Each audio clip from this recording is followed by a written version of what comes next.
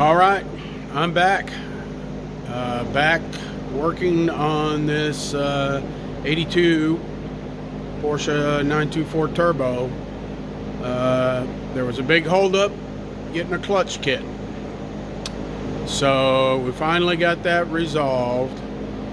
Basically what happened was I ordered a spec stage 2 clutch from Pelican Parts, and the manufacturer could not deliver that part. So I got a refund and got a service rep on the phone from Pelican, and he searched through his database and found that they actually offer the SOX replacement clutch for the Series 2 931, which, as you guys know that have those cars, they're kind of rare beasts. So let's take a look at those parts and let's start putting them on the damn engine. So here's the kit, and if you remember, I'd already gotten from Pelican a throwout bearing and a pilot bearing, so I ended up getting some parts I didn't really need. But there's a friction plate, and let's compare it to what came out of the car. I already measured, everything matches up.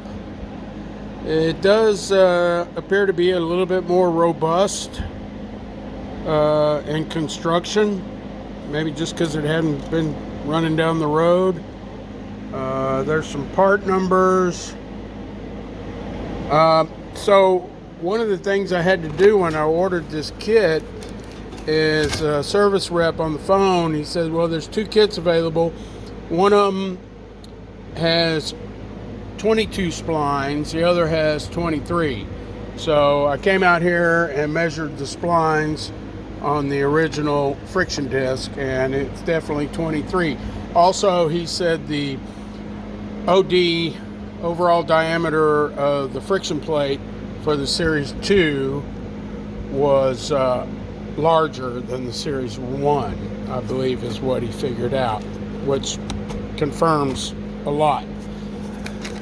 So also in the kit is the pressure plate. Note that I will have to move the ring gear off the original pressure plate, which is not unusual, and I'll check to see if there's any indexing. I don't think there is, because it's just the ring gear for the starter, if I remember right, because this gear is dedicated on the flywheel. This gear set is dedicated to timing on your sensor.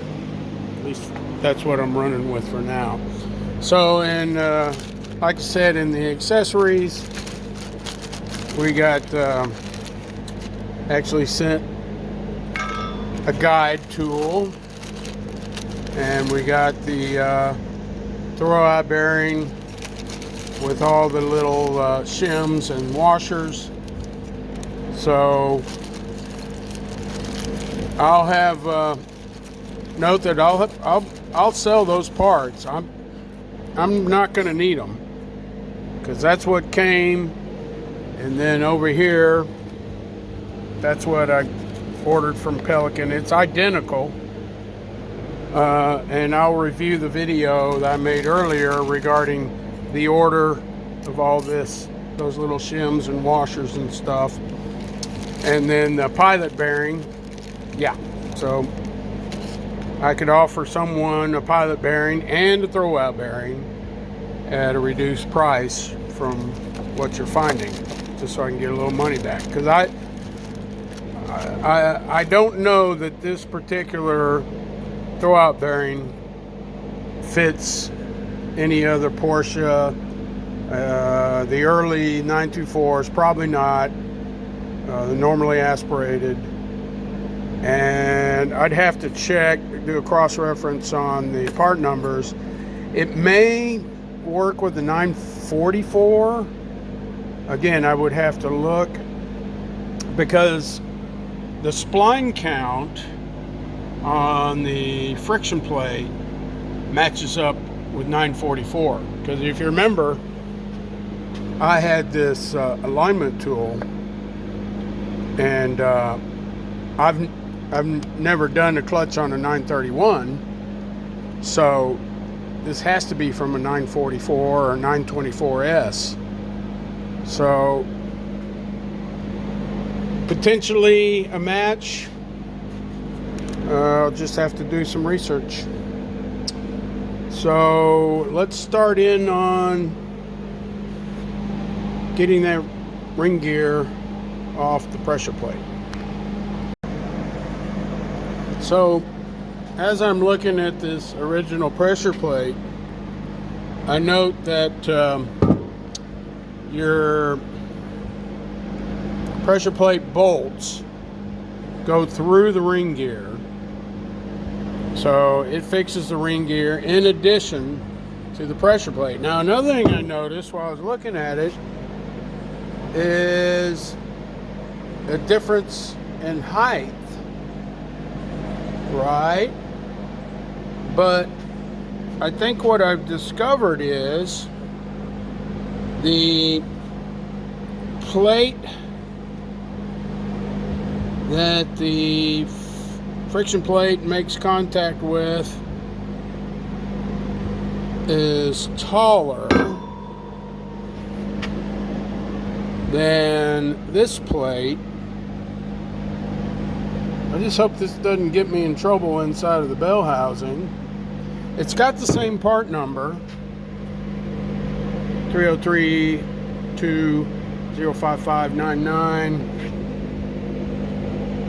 303-205-5099. So should be a match. I do note that leaf spring, for lack of a better description, is standing tall, whereas on this one appears to be more compressed. So that would account for some differences in height, just sitting on the bench, right?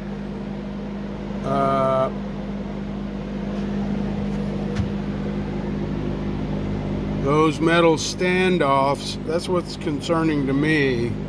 They're taller than these are. Well, let me get the gear off, get it on the new one, and I can do a mock-up without even putting the friction plate in there, and then put the bell housing on there and see if because what would contact the bell housing would be this ring gear, and yeah, to see if we're getting any interference. So I put a little penetrating oil in there around the seam there. It came loose really easily. I did give it a couple taps with a brass punch, so that's good, because sometimes those can be really troublesome. So the only indexing I'm seeing is these kind of open holes, which would correspond with these taller rivets. I guess they're rivets. So those would obviously have to align, and otherwise I don't think it matters, top or bottom, side to side, whatever. Yeah, just a matter of sliding it on and kind of rotating, spinning around till it find its indexing, and there you go. So next thing is to put the throwout bearing, install it, and I'm going to review my video to get the proper sequence. Okay, so after reviewing the video, the first thing on the bearing is one of the washer slash shims, and if you remember, 3 of those came with the kit. I'm only going to put 1 back in. I suspect that's so you can adjust the depth of the throwout bearing to those pressure plate tines, perhaps. But 1 came out, and I'm putting 1 back in. So, and then on top of that, you have the fingered washer with the bevel, and the bevel goes towards the bearing, and I'll show you why next. So what that effectively does is with the pressure plate sitting on the throwout bearing, you can push it down, and that beveled washer acts as like a spring. That would facilitate putting the next 2 items on, which is this collar, right? And then this locking ring. Okay, so when you push down, that gives you access to that little groove that the locking ring goes into. So that's what that's all about, I'm pretty sure. Also, with the kit, I got some grease. I'm putting just a light coating on all these components as I put them in, just because it seems like the right thing to do. Alrighty. Yeah, the locking ring is actually easier to get on than it is to get off. Didn't even have to use a tool. So there you go. 1 throwout bearing installed on the pressure plate.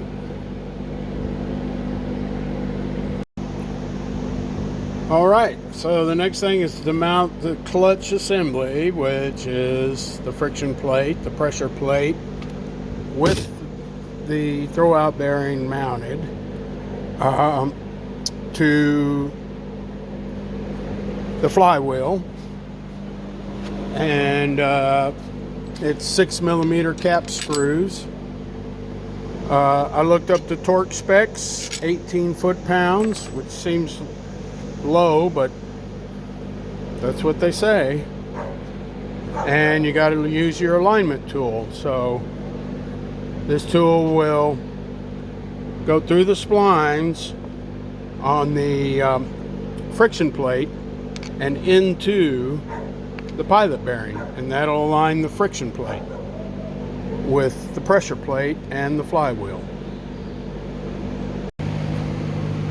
Okay, here's our first snafu. So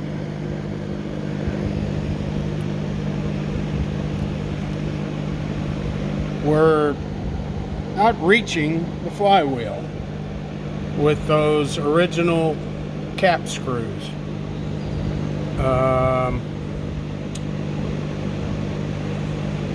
So ultimately, when this is all said and done, that surface should mate up with the flywheel, with the friction plate sandwich in between. And then what happens is when you step on the clutch, it pulls these tines backwards, and that's what relieves the pressure. However, I don't know if it's because of more robust pressure plate, because like I showed you earlier, those leaf springs are a lot taller than the originals. I think what I'm going to try to do is compress that to bring that mating surface closer together. Okay, well, this is discouraging. So I measured the dimensions on the pressure plate. This here is the same. That's identical. However, what is different, and I noticed this earlier, is the depth from the friction surface to the tines. This is much greater. I just don't see any way, even if I were to get longer screws, all that's going to do is push those fingers out. And it's not going to work. I guarantee you that. So I'm kind of like spinning my wheels here. I got another throwout bearing. I'm just going to put this on the original pressure plate, clean it up, put it back on the car, because this is ridiculous. All right, well, went over all the exterior stuff with a wire brush. Haynes mentions this, the Haynes manual. So where on the pressure plate, what do you want to look for if you're going to reuse it? Would be excessive wear on these tines. It talks about, you know, it's like 0.3 on the millimeters, I guess. That would be okay. I mean, this just had some what I would call light scoring around the edges. I'll lubricate the throwout bearing, and that'll help that situation. Also went over the mating plate with a real light duty abrasive wheel, just to get it. Had like some remnants of the friction plate material on it, just to kind of clean it up. Now ultimately all that will get scuffed off once you start engaging and disengaging the clutch. I mean, the main thing you'd also look for here would be deep gouges. I see there's like, they're not indentations, it's almost like a heat signature of, I don't know if that's from the casting, but there's something there. Another thing I've seen on flywheels and on these mating surfaces is burn marks. When you really toast the clutch, you can actually cook up the metal, but this doesn't show those signs. So I think it's good to go. I'd rather not put the original pressure plate back in, but I'm like backed into a corner now. Screwed up. So what I did notice is there, in addition to a part number, there's a type number. So this new one is type, oh geez, 6MF 2225, and the original one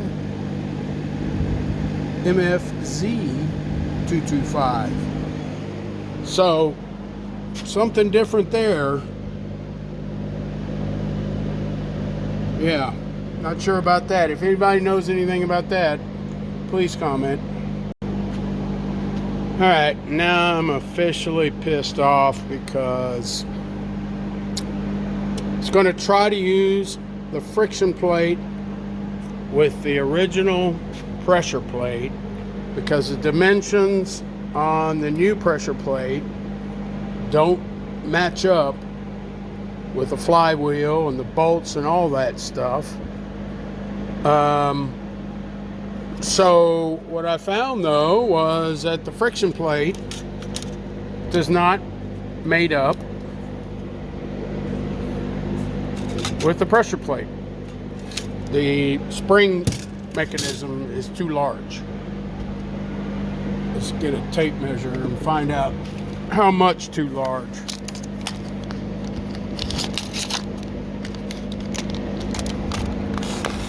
Incredible. So 6 inches on that plate. Yeah, that mates up with that opening, but this opening is about an 1/8 smaller. Actually, looks like 3/16. This opening is, well, I'd have to put a caliper in there to get a proper measurement. Probably 6 1/16, and that one is more like 5 7/8. So I think at this point I'm just going to send this whole clutch kit back to Pelican. And I mean, if I can just get the friction plate only, I got a fighting chance. Because I don't want to reuse that. The rivets are about ready to make contact. So that's where I'm at. At least we figured out how to get the throwout bearing on twice. So it's just one thing after another with this 931. Sorry to be a downer, but I'll let you know what comes out of all this. Thanks for watching.